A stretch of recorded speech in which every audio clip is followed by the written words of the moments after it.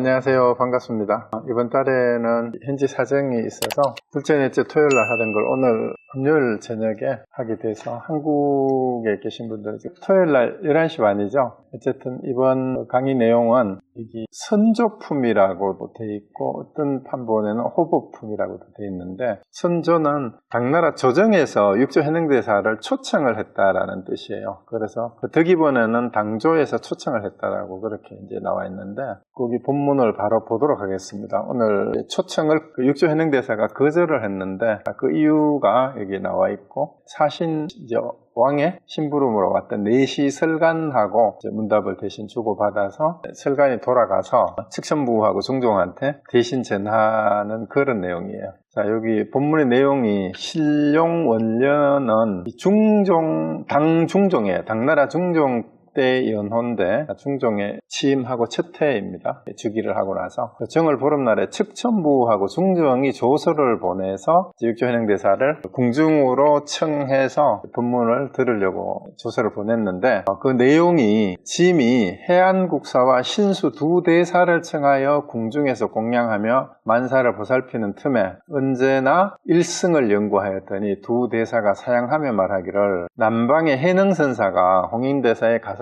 법을 받아서 부처님의 시민을 전해받았으니 그분을 청하여 물으십시오, 이랬답니다. 그래서 내시설간을 보내서 조서를 전하며 청하오니 조사께서는 자비로 살피시어 속히 서울로 와주시기 바랍니다, 이렇게 이제 초청을 했어요. 근데 여기서 우리 일단 그 측천부 하면은 중국 역사에 관심이 있었던 분이나 뭐 영화나 드라마도 많이 소재로 나왔던 분이고, 중국이 낳은 시대의 역을이기도 하고 굉장히 또 포악한 정치를 했다고도 하고, 한편으로는 당태종 이세민의 치세 이후에 굉장히 또 정치를 잘 했다라는 이런 상반된 평가가 있는 여자 독재자였다고 할 수 있는데, 굉장히 재밌죠. 측천무 얘기는 들어도 이 사극의 주제로 재밌는데, 측천무가 어떻게 불교에 관심을 가지게 되었는지는 모르겠는데, 원래 당나라를 건국한 당고조를 도와서 그 개국공신이었던 아버지가 이제 무사학이라는 개국공신인데, 그 이제 둘째 딸로 태어나서 2대 황제 당태종 이세민의 후궁이 되었어요. 그 후궁으로 들어갔는데, 후궁 중에는 굉장히 서열이 낮은 그런 상황이었는데, 나중에 셋째 황제가 당태종의 아들 고종인데 고종의 황후가 되었어요.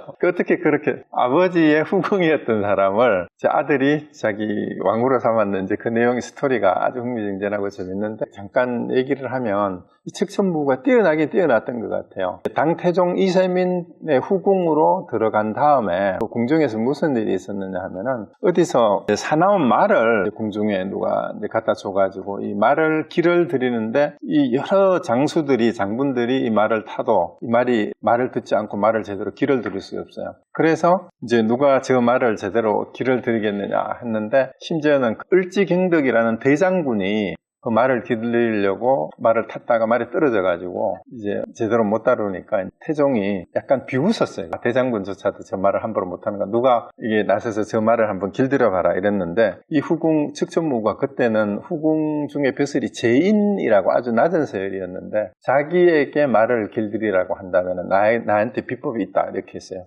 그러니까 당태종이 어떻게 길들이냐 하니까, 나에게 만약에 저 말을 길들이려 한다면 철편이니까 새 채찍으로 다스리고, 둘째 채찍으로도 말을 안 들으면 철추로, 철퇴를 가지고 말을 혼을 낼 것이고, 그래도 말을 안 들으면 비수를 가지고 목을 따버리겠다, 이런 거야.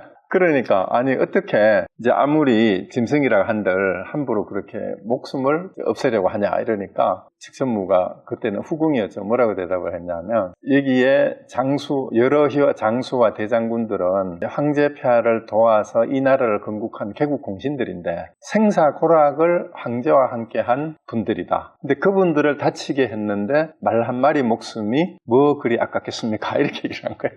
그러니까 고종이 크게 찬탄을 해서 그 칭찬을 했다 그러는데, 일설에 의하면은 이 뛰어나긴 뛰어난데 당태종 이세민이 그 얘기를 듣고 여자로서 만정이 뚝 떨어졌대. 그래가지고 한 번도 품질 않았다라는 거야. 그래서 나중에 죽고 나서, 원래 그때 당시에 중국 황실의 법통이 왕비나 후궁 중에 자식을 낳았는 사람은 그대로 이제 모후가 되거나 태후가 되거나 아니면은 남아있는데, 자식을 낳지 못한 후궁은 관례가 출가를 해서 비구니가 되는 게 관례였대요. 그래서 그때 당시에 당태종하고 사이에서는 후사가 없어가지고 비구니가 되어서 출가를 했어요. 출가를 했는데 나중에 당태종 이세미 죽고 난 뒤에 즉위한 셋째 3대 왕이 고종인데, 고종이 그때 후궁 때에 자기 아버지 후궁을 한번 보고 굉장히 이뻐가지고 마음에 뒀던 모양이야. 그래서 그 칙천무후가 비구니로 출가해 있던 절에 사냥을 갔는데 애들 갔다가 다시 만났어.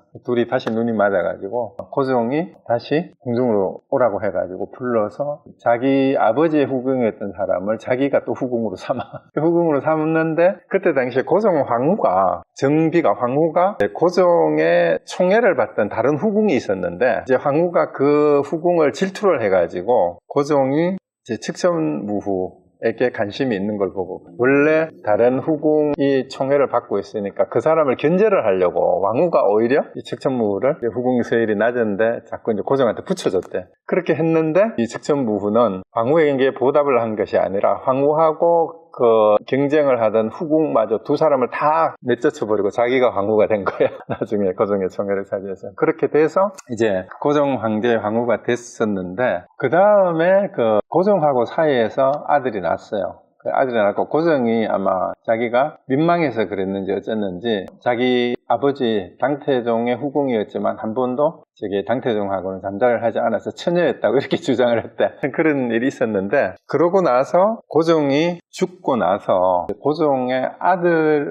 이제 칙천무후하고 사이에 낳는 아들이 몇 명이 있었는데, 그 세 번째 아들이 중종이에요. 그런데 중종이 들어서면서 자기 아들이니까 자기 아들 섭정을 한 셈이죠. 그렇게 섭정을 하다가 결국은 자기 아들도 쫓아내버리고, 그 다음 아들을, 넷째 아들을 왕을 시켰다가 쫓아내버리고 자기가 직접 왕이 황후 자리에 올라서 중국 역사상 최초로 황제, 여황제가 된 사람이에요. 그리고 정적들을 굉장히 아주 잔인하게 숙청을 했는데, 그 이후에 굉장히 정치를 잘하고 부정부패한 관리들을 다, 탄광오디들을 또 숙청을 해버렸대요.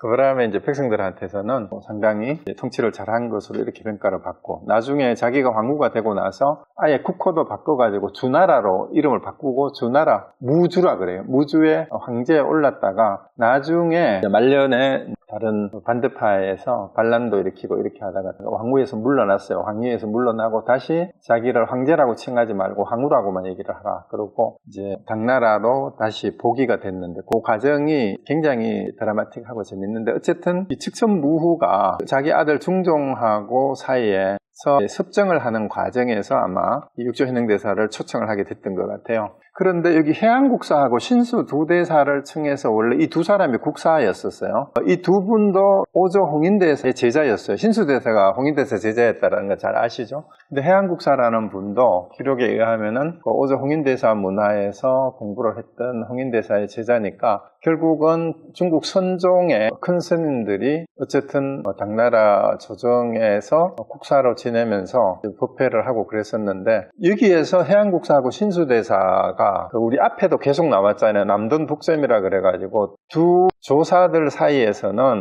서로 비방하고 이런 게 없었는데, 제자들끼리 서로가 남돈 독점이라 해가지고 다툼이 있었다 그랬는데, 여기서도 조서에도 나오잖아요. 해안국사하고 신수 두 대사를 청해서 부패를 했는데 자꾸 일승에 대해서 법문을 청하니까 이 신수대사가 추천을 했다는 거예요.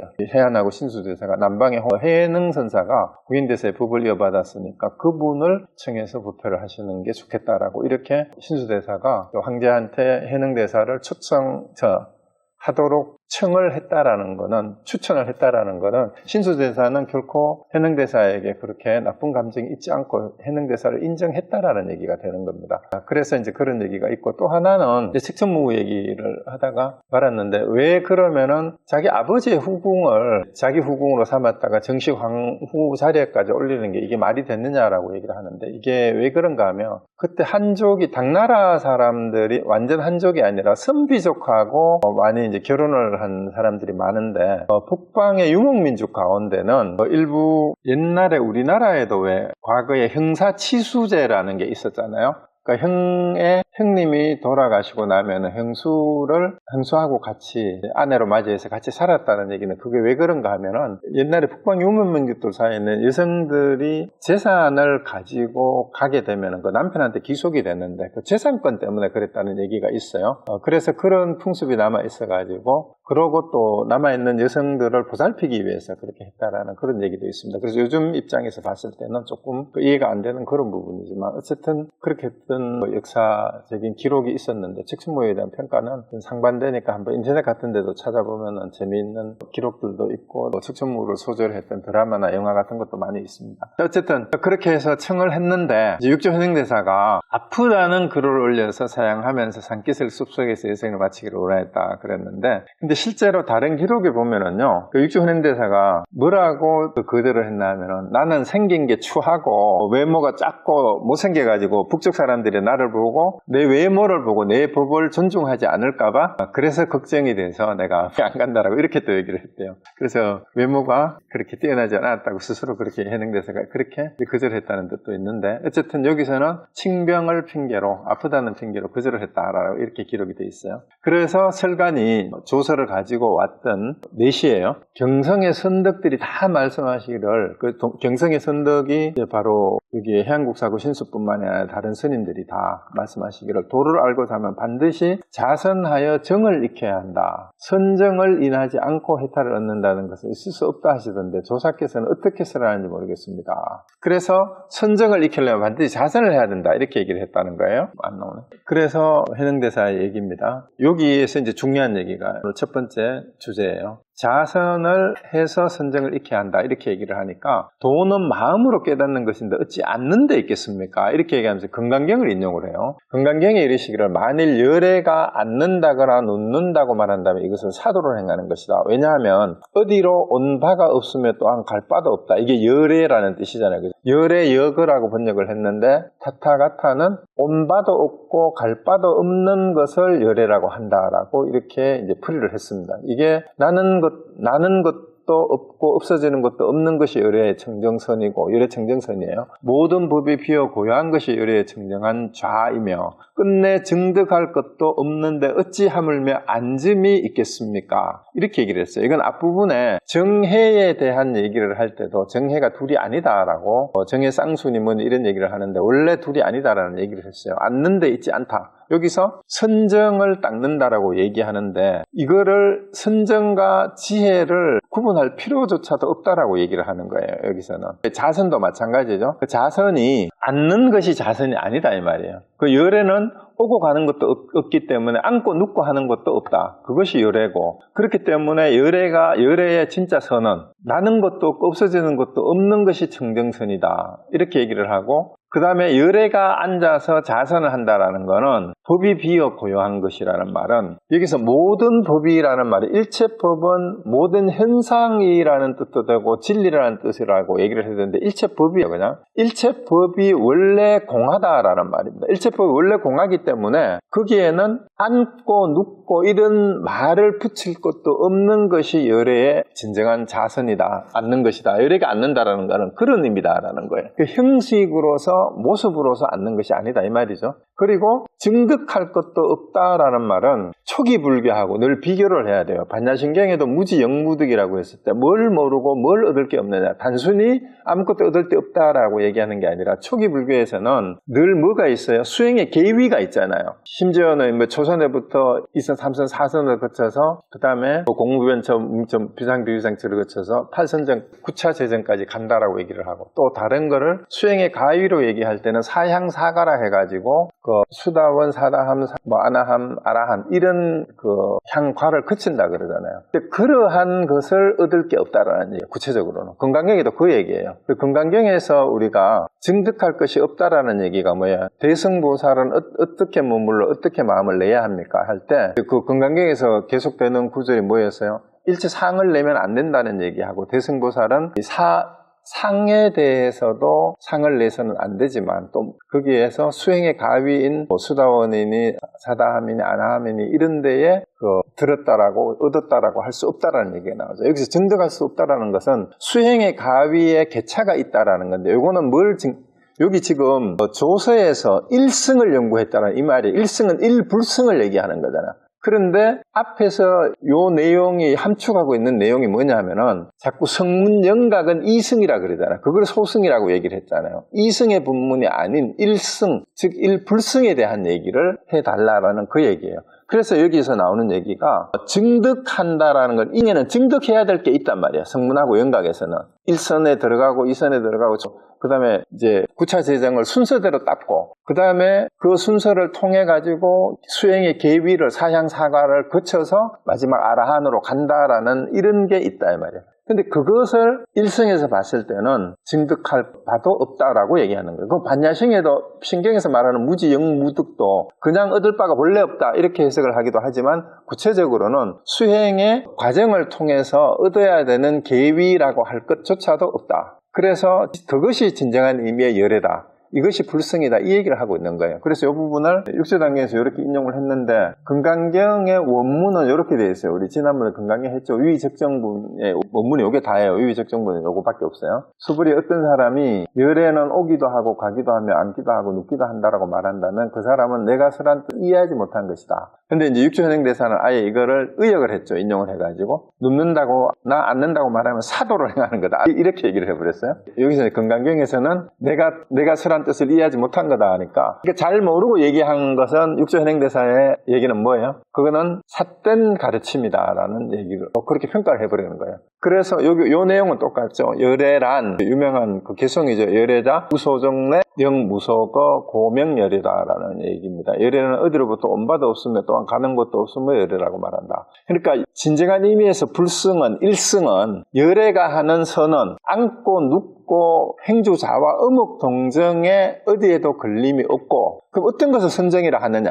어떤 것을 선정이라 하느냐? 예를 들어 사마타 위파사나를 얘기를 한 것 같으면 그거 자체를 구분하지 않는다 이 말이에요. 그러니까 선정이라는 것은 내가 일체처 일체시에 어디에 있든지 간에 내 마음이 고요한 것을 흔들리지 않는 것, 마음이 대상을 따라가지 않는 것, 마음이 울들지 않는 것, 그걸 선정이라 할 뿐이고 그런 마음 상태로 일체 모든 것을 제대로 살피는 것을 지혜라고 이름할 뿐 선정과 지혜가 둘이 아니다라고 얘기를 하는 거예요. 그래서 아직도 솔직한 얘기로 뭐 선정을 통해서 지혜를 얻는다라든가 어떤 사람은 사마타 수행을 해야 되고 어떤 사람은 위파사나 수행을 해야 된다 이런 얘기는 뭐예요? 부처님이 그게 틀렸다는 얘기 아니에요. 여기에 대승에서 주장하는 건 뭐냐면은 그래서 대기설법이라고 하잖아요. 대기설법. 그때 중생들이나 수행자들의 근기에 맞추어서 그 얘기를 설명을 한다 이 말이에요. 그러면 아직까지 선정과 지혜를 닦는 데 있어서 마음 쓰는 것이 집중도 되지도 않고 통찰하는 것도 되지 않는 사람들한테는 사마타 수행이 필요한 사람한테는 사마타도 시켜야 되고 통찰 수행이 필요한 사람은 통찰 수행도 따로 시켜야 돼요.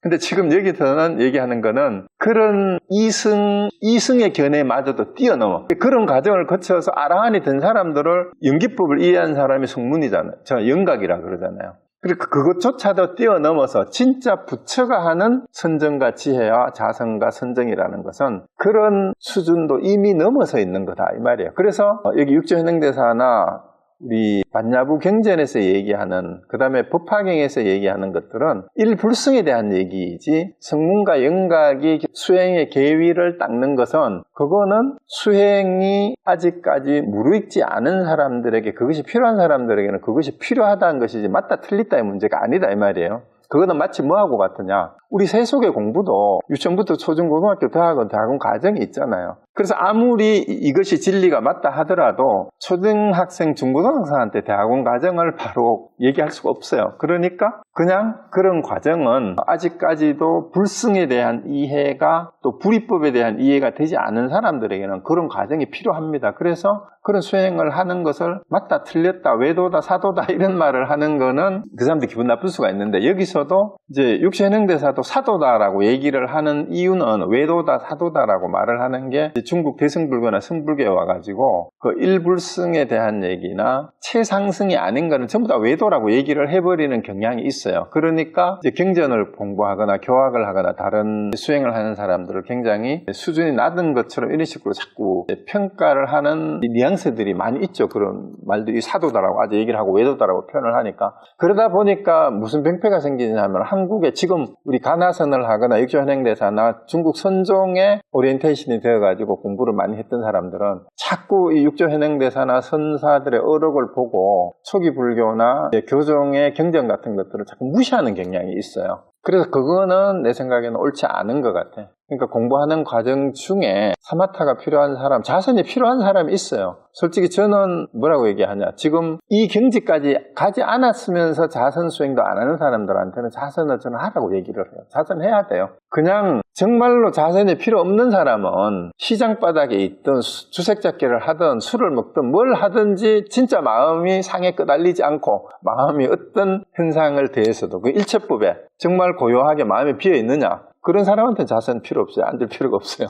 그래서 그런 경지까지 가지 않았을 때는 함부로 다른 수행법에 대해서 이렇게 저렇게 얘기하니까 저 사람한테는 지금 그게 필요하구나, 그렇게 이해를 하고 열심히 하라고 그냥 얘기하면 됩니다. 열심히 하십시오. 그 과정을 누구나 거쳐서, 그러고 이제 그건 알고는 있어야지. 그게 마지막이 아니다. 그 초기 불교를 가지고 얘기하더라도 멸진정에 가야 되는 거고, 그 다음에 여기서 궁극으로 가야 돼요. 궁극은 일체 대자유해탈 자재인이 돼서 어디에도 걸림없는 그런 경지까지 가야 되는데 거기까지 가지 않았거든. 방편을 가지고 얘기하는 것 자체가 맞지 않다. 방편은 말 그대로 방편이에요. 그때 필요에 따라서 이런 방법도 써보고 저런 방법도 써보고 어떤 방법이 더 효과적으로 내가 수행을 하는데 더 도움이 되느냐라고 그 효용만 있으면 무슨 방편이든 관계없어요. 그래서 여기서도 육조현행대사도 이제 앉는다거나 눕는다고 말한다면 그 사도를 행하는 것이다라고 아주 분명하게 얘기를 하기는 하지만, 어쨌든 열의 청정선의 입장에서 봤을 때는 그렇다라는 그 얘기고, 금강경도 이제 이렇게 돼 있어요. 그거는 금강경의 뜻으로 봤을 때 그건 열의 뜻이 아니다. 열애가 앉기도 하고 눕기도 하고 오고 가기도 한다라고 얘기하는. 그러니까 이걸 근거로 현행대사가 그렇게 강하게 말씀을 하시는 거다, 이렇게 이해를 하시고, 그 다음에 그렇다면 이제 설간이 이제 자기가 황제하고 측천무후가 보내서 왔으니까 이제 반드시 육조현행대사를 모시고 가야 되는데 임무를 완수하지 못하고 오면 안 되잖아. 그래서 제자가 경성에 돌아가면 주상께서 반드시 물으실 것이니 원컨대 조사께서 자비를 베푸시어 마음의 요점을 가르쳐 주십시오 그랬는데, 그러면은 측천무후하고 중종이 육조현행대사를 청하러 내시를 보낼 때 아무나 심부름을 안 보내겠죠. 내시 가운데에도 가장 그나마 불교에 대한 이해나 육조현행대사에게 제대로 육조현행대사를 모시고 올만한 그런 수준이 되는 사람을 골라서 보냈을 거란 말이에요. 그러니까 설간이 내시라고 하지만 질문하는 내용으로 봤을 때 상당히 이미 해양국사하고 신수대사의 얘기를 듣고 그분들의 법문이 성에 차지 않았던 게 이 설간한테도 보이는 거예요. 그래서 중종하고 측천무후도 이 사람을 뽑아서 보냈던 이유가 이제 측천무후하고 중종이 봤을 때도 소문을 이미 들어서 알고 있는 거예요. 해양국사하고 신수대사보다도 더 뛰어난 분이 현행대사라는 분이 있으니까 그분을 모셔와서 제대로 된 법문을 한번 들어보자. 그래서 이 내시 가운데서 가장 불교에 대한 이해가 깊었던 사람이었던 걸로 생각이 돼요. 질문하는 내용으로 봤을 때. 그래서 그냥 돌아가면 주상께서 물으실 것이니까 반드시 제한테라도 마음의 요점을 가르쳐 주십시오, 이렇게 청한 겁니다. 그러면은 양궁에 전해 올리고, 측천무후하고 중종이 그때 섭정을 하고 있었으니까 이렇게 얘기를 하고, 경성에 올리고 나서 경성에 도를 배우는 사람들에게 전하여, 그럼 자기가 여기서 얘기하는 게 분명하잖아요. 이제 육조현행대사께서 저에게 전해주시면 제가 전하겠다라고 얘기하는 거야. 서울에 있는, 이때 낙양으로 옮겼죠, 서울이. 그래서 어쨌든 이제 이렇게 전하면 한 개의 등불이 100,000개의 등불을 켜서 어두운 곳을 모두 밝게 하듯이 밝고 밝음이 영원하도록 하겠습니다. 이 질문하는 거 보면 대단해요. 벌써 자기가 어떤 전제를 하고 있어요. 내가 현행대사가 가르쳐 주신다면 부처님께서 전하여 주신 시민을 홍인대사로부터 당신이 물려받았다고 내가 전해 듣고 왔는데 그걸 나한테도 전해달라 이 말이야. 그러면은 나도 가서 법을 전하겠다라고 이렇게 얘기를 하는 거예요. 그러니까 이제 여기서 그 질문의 문제점을 바로 지적하고 나옵니다.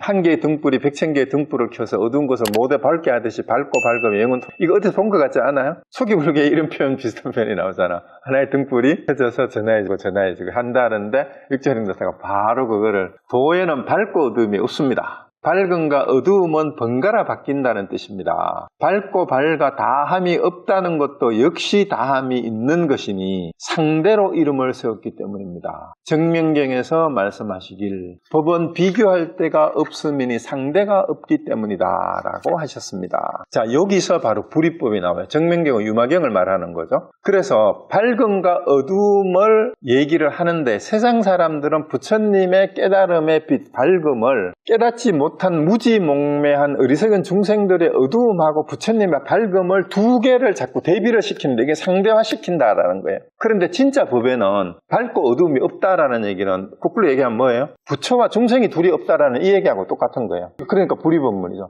그리고 밝음과 어두움은 현실적으로 여러분이 생각하는 밝음과 어두움은 번갈아 바뀌는 것일 뿐이야. 교대하는 거예요. 밝음이 뭐예요? 어둠이 없는 게 밝음이야. 어둠은 뭐예요? 밝음이 없는 게 어둠이에요.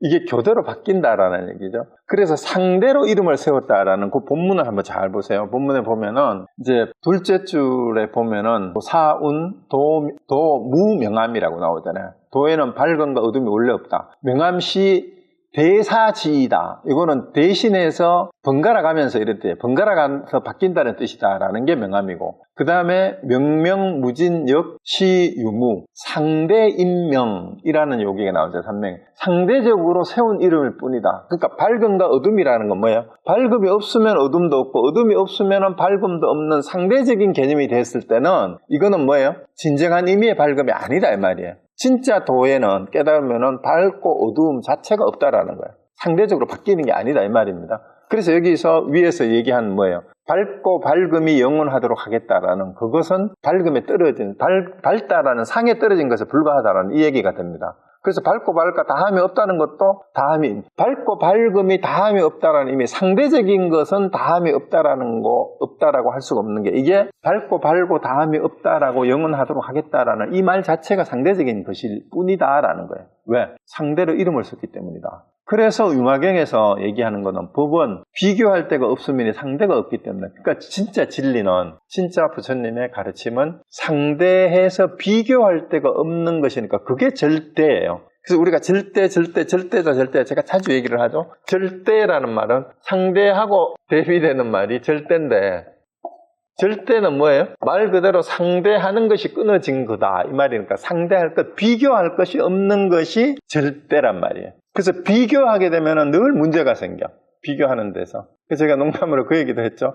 한국 남자들이 제일 싫어하는 남자? 누구래? 기억 안 나세요? 한국 남자가 제일 싫어하는 남자. 한국 남자들이 싫어하는 남자. 옆집 남자라 그러죠, 그죠? 그거는 집에 부인들이, 마누라들이 맨날 옆집에는 승진했대, 옆집에는 차바꿨대, 옆집에는 뭐 했대. 그래서 이게 뭐예요? 비교하는 걸 사람들이 다 싫어한다는 얘기죠. 그래서 절대라는 말은 비교할 데가 없으면 상대가 없기 때문이다. 이렇게 얘기를 했어요. 그래서 여기에서 불이법에 대한 유마경의 내용을 인용을 합니다. 유마경 얘기가 뒤에 또 나와요. 그런데 설간이 이제 이 말을 듣고 이제 여쭈어요. 이제 이 말을 듣고 움찔한 거죠. 움찔했다기보다는 따집니다. 밝음은 지혜에 비유하고 어둠은 번뇌에 비유한 거는 이게 중생과 부처에 대한 그 비유가 아니냐 이 말입니다. 도를 닦는 사람이 만일 지혜로서 번뇌를 비추어 깨뜨리지 않으면 비롯함이 없는 생사를 무엇을 의지하여 벗어날 수 있겠습니까? 지금까지 공부한 내용이 다들 이렇게 알고 있단 말이에요. 밝고 어둠이 원래 없다 이러니까, 아니 지혜가 밝다라는 건 지혜를 비유하는 거고 어둡다는 건 번뇌를 얘기한 건데, 아니 도를 닦는 사람이 지혜를 가지고 번뇌를 깨트리지 않으면 어떻게 이 생사윤회를,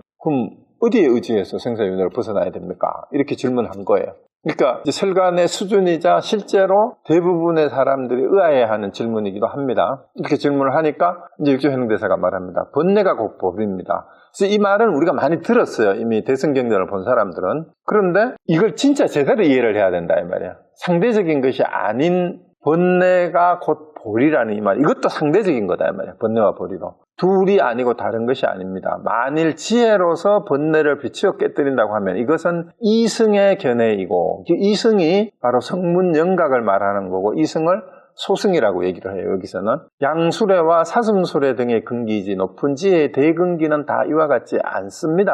이거는 사슴수레, 양수레는 어디에 나왔던 얘기죠? 법화경에 나오는 얘기죠. 법화경의 하택에 비유해서 이제 불난집의 비유입니다.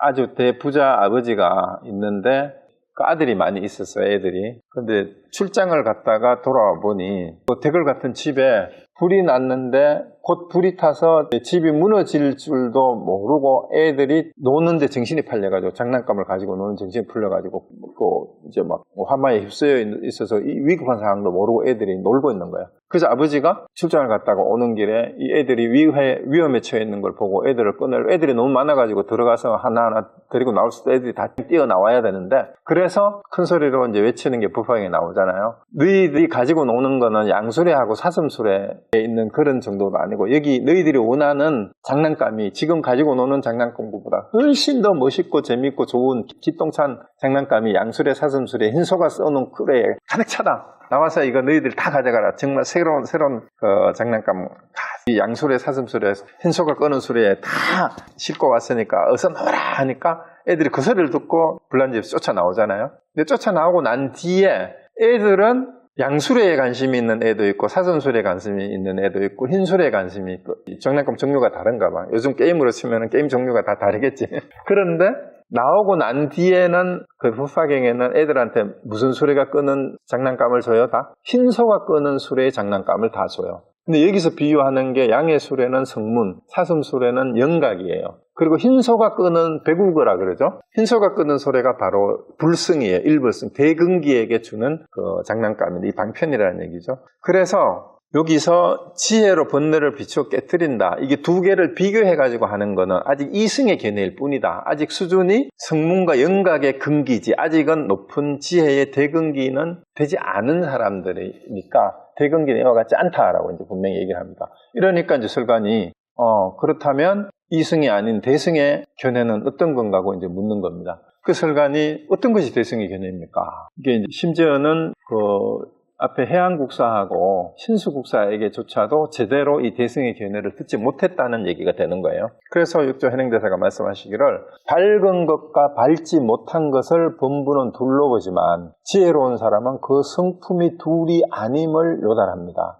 우리는 밝은 하고 밝지 않은 것을 그러니까 번뇌와 보리를 다른 거라고 생각을 하는데 진짜 지혜로운 사람은 그 성품은 번뇌든 지혜든 다 어디에서 나온 거예요? 우리 마음에서 나왔다라는 점에서는 그 본래 성품이 둘이 아니다라는 얘기예요. 그걸까지 봐야 된다는 거야. 근데 차별상만 보고 원래 둘이 아니라는 걸 알지 못한다 이 말이에요. 지혜롭지 못한 사람은. 그래서 둘이 아닌 성품이 곧 실다운 성품입니다. 진짜 성품은 둘이 아닌 것이 실성이다 그래요. 실제 성품, 실다운 성품. 실다운 성품이라는 것은 어리석은 본부에게 있어도 줄어들지도 않고 현명한 성인에게 있어서도 늘어나지 않으며 번뇌에 머물러도 어지럽지 않고 선정에 있어도 고요하지 않으며 끊어지지도 않고 항상하지도 않으며 오지도 않고 가지도 않으며 중간과 그 안팎에도 있지 아니하며 생하지도 않고 멸하지도 않습니다. 성품의 모습은 여여하여 항상 머물러 옮기지 않는 것을 도라고 이름합니다. 자, 여기서 나왔어요. 실다운 성품은 그걸 한자로 실성이라고 그랬어요. 실성. 실제 성품이랬어요. 실성이라고 하고 그 다음에 이걸 또 성상이라고 했어요. 실성의 모습은 이 말이에요. 실성의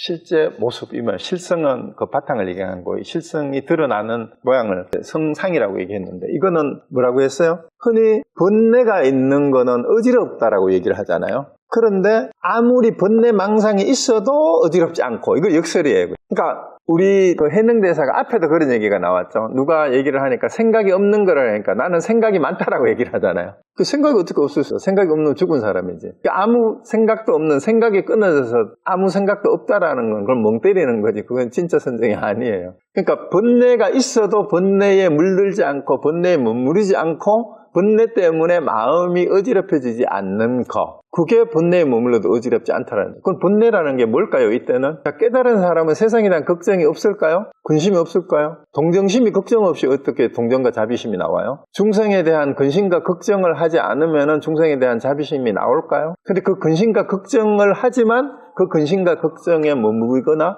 근심과 걱정 때문에 괴로워하거나 어지러워하지 않을 뿐이란 말이에요. 왜?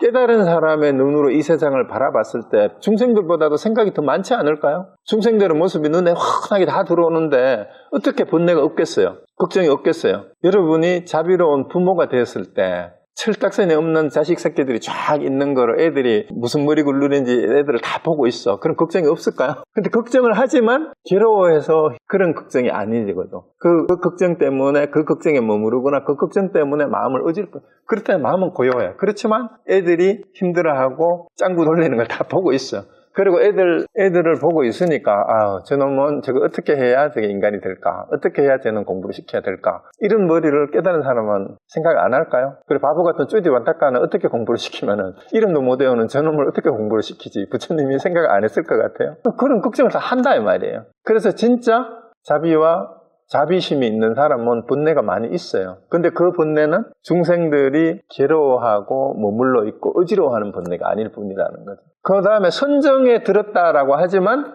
선정이 있어도 고요한 게 아니다 이 말이야. 고요한 걸 선정이라고 하지 않는다라는 거예요. 어지럽지 않은 것, 어떤 일체법에 대해서 어지럽지 않은 것, 그게 선정이에요. 그 다음에 끊어지지도 않고 항상하지도 않다는 얘기는 이거는 당견과 상견을 얘기하는 거죠. 당견도 가지지 않고 상견도 가지지 않고, 그 다음에 오지도 않고 가지도 않으면 열애라는 말이 그게 나왔어요. 그 다음에 중도라고 얘기를 하는데 중간도 안팎도 없다라는 거예요. 중간도 안팎도 없다. 중간도 안팎도 없다라는 얘기는 전에 그 얘기를 했잖아요. 그죠? 오토라는 가톨릭 신학자가 그 한국의 국제종교회의 때문에 왔다가 경봉 스님을 만났는데 학회 전에 만났던 모양이에요. 그 전날. 경봉 스님한테 인사를 하러 가니까 너 누구신가 하니까 신학자다. 이게 신학자가 뭐 하는 사람인고 하니까 경봉 스님 그렇게 물으니까 신에 대해서 연구한다 이러니까 신이 어디 있는고 이러니까 이제 오토가 들은 건 있어가지고 내 마음 안에 있습니다. 이렇게 얘기를 하니까 경봉 스님이 병력같이 과음을 질다 그랬죠. 안팎이 없느니라.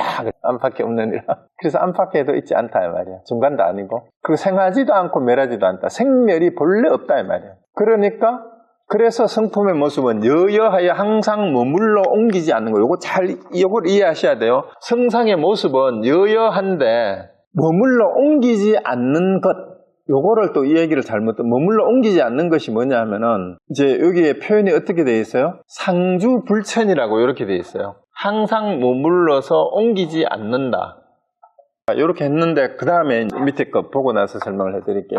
그러므로 외도와 이렇게 얘기를 하니까 설간이 질문을 했어요. 그 조사께서 말씀하시는 불생불멸은 외도가 어떻게 다릅니까? 자, 그렇다면 지금 생하지도 않고 멸하지도 않다라면은 그러면은 생도 없고 멸도 없다 이 말이잖아, 그죠? 그걸 불생불명으로 이해를 했어요.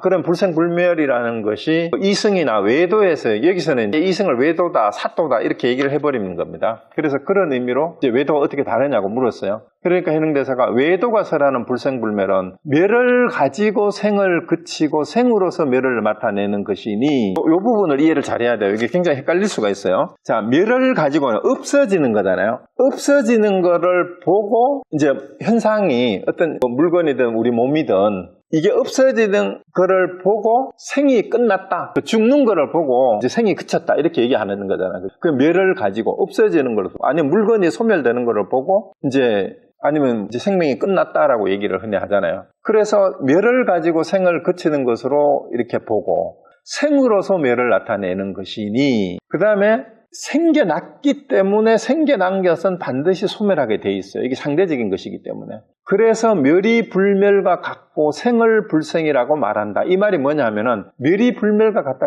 없어지는 것을 실제로 없어진다라고 생각한다 이 말이에요. 그 다음에 태어나는 것을 없어지는 것을 영원히 없어지지 않는 것으로 생각을 한다 이 말이에요. 영원히 없어지지 않는 거. 불멸이라고 생각하고. 그 다음에 생을 자꾸 생겨나니까, 없어졌던 것이 뭔가 또 생겨나니까, 이 불생을 가지고, 생을 불생이라고 말한다라는 얘기는 뭐냐면은, 생겨나는 것을 실제로는 생겨나는 것이 아니다라고 말하는 이유가, 이 생겨나는 것은 결국은 다시 없어지는 것이기 때문에 이것은 사실은 불생이나 마찬가지다라고 상대적으로 생멸을 얘기를 하기 때문에, 이 부분이 생하고 멸하는 것을 두 개의 상대적인 개념으로밖에 이해를 못한다 이 말이에요. 생과 멸의 관계를. 그런데 내가 말하는 불생불멸이라는 것은 본래 스스로 생겨남이 없는 것이어서 지금 또한 멸하는 것도 없다라는 거예요.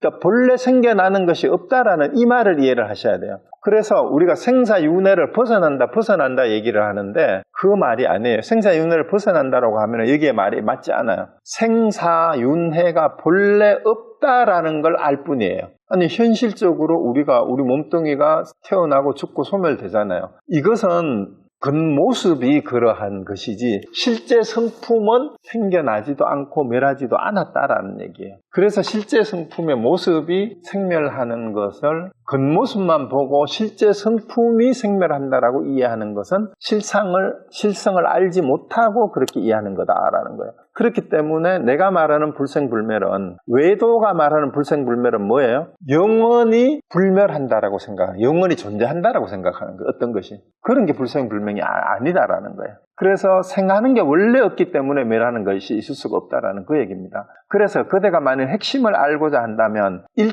다만 일체의 선과 악을 생각하지 마라. 비교하지 마라 이 말이에요. 불사선 불사악이라는 말은 앞부분에도 나왔었잖아요. 그래서 자연이 청정한 마음의 바탕에 들어가서 맑고 항상 고요하여 그 묘한 작용이 항하여 모래와 같을 것이다 라고 얘기를 했는데요. 이 사람들이 어떻게 얘기를 하는가 하면은 없어짐을 통해서 뭔가 소멸되는 것을 보고 이거는 사라지는구나, 없어지는구나 라고 생각을 한다라는 게 단견이에요. 반대로 생겨나는 것을 보고 없던 것이 다시 생겨난다라고 생각하는 것이, 끊임없이 생겨난다라고 보는 것이 그게 상견이에요. 그래서 이 상견도 단견도 틀렸다라는 말이 그 말이니까 사실은 실제 이 실성의 성상은 생겨나되 생겨남이 없고 생이 불생이에요. 말로 그렇게 표현할 수밖에 없어. 옮겨가되 옮겨감이 원래 없다라는 것이 이제 천이불천이라고도 이렇게 표현을 하는데, 우리가 불변한다 이러면은 고정불변하여 일체 변화가 없는 고정된 것으로 상주불변이라고 생각한다면 그거는 상견에 떨어진 거다 이 말이에요. 그리고 소멸되는 것을 보고 진짜 뭔가 없어졌다고 얘기하면 이건 단견에 떨어진 거다. 그래서 원래 성품의 자리에서 봤을 때는 생겨남 자체가 원래 없는 것이고 겉으로 상대적으로 생멸이 파도가 마치 생겨났다가 소멸되는 거하고 똑같은데, 물은 파도가 칠 때나 파도가 생겨나기 전이나 물은 항상 물 그대로다 이 말이에요. 그렇게 비유로밖에 설명할 수가 없는 거죠. 그래서 여기에서 질문했던 어두움과 밝음, 그 다음에 번뇌와 보리, 선정과 시끄러움과 고요함, 밝음과 어두움, 생과 멸, 그 다음에 움직이고 움직이지 않는 것, 이 모든 것들이 상대적인 모습에 치우칠 때는 그거는 상견이거나 단견에 떨어지는 것일 뿐이다. 그래서 원래 불생불멸, 앉지도 않고 움직이지도 않고 움직이지 않는 것도 아니고, 그래서 이것이 본래 성품인을 제대로 이해를 해야 선도 악도 모든 것이 뭐예요? 마음의 상대적인 작용일 뿐이고 마음 자체는 선도 아니고 악도 아니다라는 그 얘기예요. 그래서 본래 비교할 것이 없다. 비교했다 하면 이미 뭐예요? 비교했다 하면 이미 한 생각 일으킨 것일 뿐이다. 그래서 최초일념자라는 것이 한 생각도 일으키기 이전 의 모습은 생도 없고 불도 없다. 그것을 이름하여 실성이다, 도다, 깨달음이다 라고 할 뿐이다 라는 얘기입니다. 그래서 이렇게 얘기를 할 수밖에 없어지고, 그래서 이 부분이 일반적으로 말하는 불생불멸이나 생사윤회를 벗어난다라는 말에서 불생불멸이 본래 없다, 요거를 자꾸 되뇌어 보세요. 생사를 벗어나는 것이 아니고 생사윤회를 해탈하는 것이 아니고 생사윤회가 본래 없다라는 것을 알 뿐이에요. 생사윤회가 본래 없다. 그래서 밝음과 어두움도 사실은 진짜 도에는 밝고 어두움조차도 없다. 생멸도 없다. 그래서 불생불멸이라는 얘기고, 반야신경에서 하는 얘기나 중론에서 하는 얘기, 팔불이라는 얘기, 불생불멸, 불구부정, 불례불거라는 그 얘기들이 이러한 입장에서 얘기하는 것이지 상대적인 것을 얘기하는 것이 아니다라는 그 얘기입니다. 그런데 세상 사람들은 늘 상대적인 걸 가지고 와서 얘기를 하기 때문에 어떻게 해야 돼요? 뭘 주장하는 사람들은 그 상대적인 것을 보여주면, 상대적인 것을 얘기해 줌으로써 그것이 상대적인 것일 뿐이라는 것을 밝혀줄 뿐이에요. 어둠을 얘기하는 사람한테는 밝음을 얘기해주고, 밝은 걸 얘기하는 사람한테는 어둠을 얘기해주면은 두 개가 번갈아 가면서 상대적인 이름일 뿐이다라는 것을 깨우쳐줄 뿐이다라는 그 얘기입니다. 자, 그 다음에 설간이 가르침을 받고 하려니 크게 깨달아서, 진짜 그 질문했을 때 내가 제대로 알려주면 내가 법을 전하겠습니다 하고 얘기했듯이 이 말을 듣고 이제 깨달았다는 얘기는, 설간도 대단한 사람이에요. 그래서 가르침을 받고 하려니 크게 깨달아서 절하고 하직하며 대궐로 돌아와서 조사의 말씀을 표로 올렸다. 그래서 자기가 이제 이 법문을 듣고 그 들은 내용을 적어가지고 이제 황제한테 표는 상소문처럼 보고서죠. 보고서를 올렸다는 얘기인데, 이 설간의 이 문답 내용은, 해능대사를 만났던 내용은 도낭본에는 없어요. 후대에 편집된 것 같아요. 근데 어쨌든 그해 9월 3일에 측천무하고 중종이 답서를 다시 보내요. 9월 3일에 조서가 있었는데 조사께 감사하며 이르기를, 중종이 보냈는지 측천무가 보냈는지 사신을 누구를 시켰겠죠. 조사께서 늙고 병들었다 하여 짐의 청을 사양하고 짐을 위하여 도를 닦으시니 나라의 복전입니다. 그러니까 어쨌든 측천무하고 중종도 큰 스님들한테 굉장히 깍듯했다라는 걸 알 수가 있어요. 이렇게 병을 핑계대고 오지 않았는데 결국은 또 감사에 다시 답서를 보내잖아요. 짐을 위해 도를 닦으시고 나라의 복전이다. 조사께서 정명 유마거사께서 병을 의탁하여 비아리성에서 대승을 천냥하고 모든 부처님의 마음을 전하시며 둘이 아닌 법을 담론하신 것과 같습니다. 이렇게 얘기를 했어요. 그리고 설간이 조사께서 가르쳐주신 열애의 직언을 전하여 주니 짐은 적선을 쌓은 집의 경사와 숙세에 심은 성군으로 조사에 출연하심을 만나서 상승을 단박 깨달았으니 조사의 은혜에 감사하여 머리를 받들어 마지 않습니다. 측천무가 깨달아가지고 나중에 선정을 베풀었을까? 어쨌든 굉장히 정적들을 잔인하게 물려쳐놓고 나중에는 굉장히 선정을 베풀었대요. 어쨌든 간에. 어쨌든 뛰어난 여걸이었던 건 틀림없는 것 같고, 그리고 정적들이 난을 일으켰는데도 불구하고 죽지 않고 나이 80까지 살았어요. 그러니까 남녀 황제를 떠나서 반란을 당했는데도 정적 않게 시해를 당하지 않고 자연사한 황제는 유일하게 측천무래요. 그리고 최고 어쨌든 절대 권력에 있었던 재위 기간이 황후가 되고 나서 황제 됐다가 마지막에 죽을 때까지 50년을 최고의 건재에 있었던 사람이 측천무입니다. 그래서 근데 이게 측천무가 설간을 시켜서 답변을 썼을 가능성이 있는데, 어쨌든 자기도 뭐라고 해요, 여기서. 이 설간이 가르쳐준 직언을 전해받고 나서 상승을 단박에 깨달았다잖아. 이걸 깨달았다는 얘기예요. 조사의 은혜에 감사의 머리를 받들어 마지 않습니다. 그리고 만학가사와 수정바루를 하사 드린 거죠. 소수자세기 명하에 사찰을 수리하여 장엄하게 하고 조사의 옛것처를 국은사라는 나라의 은혜를 베풀었다, 이런 뜻이에요. 국은사라고 이름을 내리셨다라고 이렇게 되어 있는데요. 여기서 이제 같이 또 하나 마저 보고 가야 될 게 뭐냐면은, 유마거사, 유마경 할 때 공부 다 했죠, 우리. 유마일거사께서 유마경이 참 재미가 있는 게, 이제 굉장히 문학적으로 제 개인적으로 봤을 때 가장 재밌고 뛰어난 게 유마경이에요. 그래서 이제 유마경 보신 분들은 그 스토리를 아시잖아요. 부처님이 부패를 하시는데 늘 참석을 하다가 유마거사가 참석을 안 해서 이제 부처님이 타심통으로 알죠. 유마거사가 아파서 아픔을 핑계대고 병을 핑계대고 부패에 참석을 안 했는데, 보니까 핑계가 왜 아프냐 물어보니까 중생이 아프기 때문에 내가 아프다라고 핑계를 대고 부패를 오지 않았어요. 그래서 이제 부처님이 제자들에게 내 대신 유마거사의 문병을 다녀오너라라고 얘기를 해서, 이제 거기 참석했던 여러 대승보살들에게 그대가 가서 내 대신 유마거사의 문병을 하라 하니까 다들 거절을 하잖아. 꽁문을 빼는데 마지막에 문수보살이, 문수여 그대가 나를 대신하여 유마거사를 병문을 하라 이러니까, 이제 문수보살이 이제 그렇다면 제가 가겠다 하고, 문수가 나서니까 나는 옛날에 유마를 만났을 때 어쨌든 해가지고 무슨 말을 들었기 때문에 제가 그 문병할 수준이 안 됩니다 얘기했던 거는, 유마거사에게 중생이 아프니까 그 칭병을 하고 있는 사람한테 어떻게 해야 중생의 병을 고칠 수 있을까라는 위로를 건넬 만한 사람이라야 유마거사 문병할 자격이 있는 거예요. 그렇게 다들 꽁무니를 뺐는데, 이제 문수가 간다니까 이제 사양을 하던 보살들이 다 따라가잖아. 다 따라가가지고 이제 무슨 법문을 이제 어떻게 하는가를 보는데, 그게 입부리품이죠.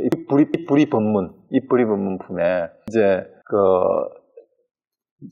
유마거사에게 문병을 갔던 보살이 어떤 것이 불이법에 들어가는 문입니까? 라고 물어요. 물으니까 유마거사가 여기에 오신 여러 대보살들이 많이 오셨으니까 각자 어떤 것이 불이법문에 들어가는 것인지 각자 자기 견해를 한마디씩 얘기해 보시오. 얘기하니까 여러 대보살들이 전부 자기 견해를 얘기를 해요. 나와 나 없음이 둘이 아니고, 본이와 보리가 둘이 아니고, 생각사가 둘이 아니고, 있음과 없음이 둘이 아니고, 이런 식으로 예를 쭉 어둠과 밝음이 둘이 아니고, 더러움과 깨끗함이 둘이 아니고, 선과 악이 둘이 아니고, 전부 이런 식으로 이것이 둘이 아닌 걸로 합니다. 얘기를 쭉 다 합니다.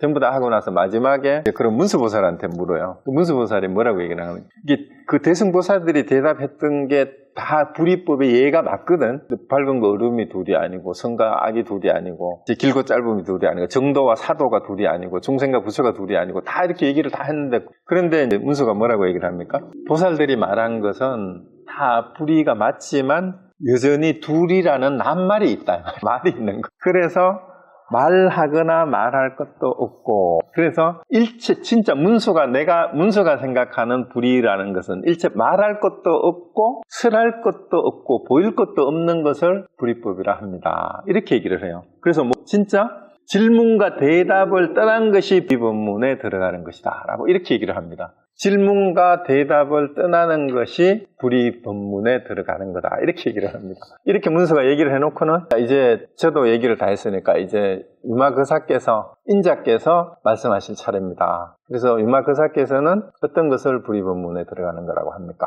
얘기하니까 유마가 뭐라 해요?